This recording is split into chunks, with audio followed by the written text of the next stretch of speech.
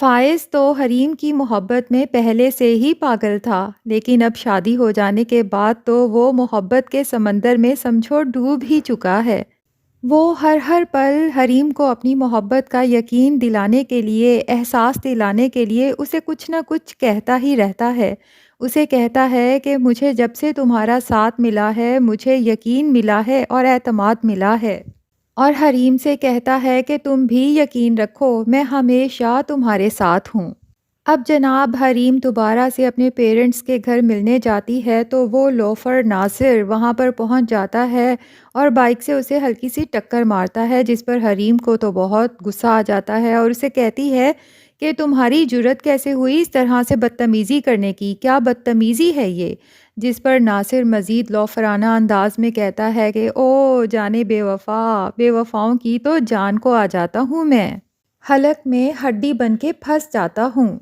اور جناب دوسری طرف فائز کی ماں کا حریم کے ساتھ رویہ دیکھ کے فائز اپنی ماں کو کنونس کرتا ہے کہ دیکھیں میں حریم سے محبت کرتا ہوں، اور آپ جب اسے محبت کی نگاہ سے دیکھیں گی تو آپ کو اس میں ایک بیٹی نظر آئے گی، بہو نہیں۔ اور اپنی ماں سے کہے گا کہ جس دن آپ اس کو اس نظر سے دیکھیں گی اس دن آپ کو اپنے بیٹے کی چوائس پہ ناز ہوگا۔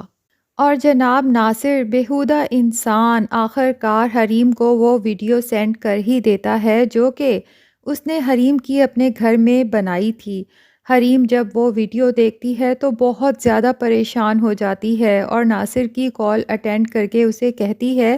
کہ مجھے بہت افسوس ہو رہا ہے، اس دن مجھے آپ کے گھر بنا سوچے سمجھے نہیں آنا چاہیے تھا۔ ناصر لوفرانہ انداز میں کہتا ہے کہ او میری جان، مجھے تم پہ بڑا ترس آ رہا ہے، تمہارا بدلا ہوا لہجہ، تمہارا بدلا ہوا رویہ دیکھ کر۔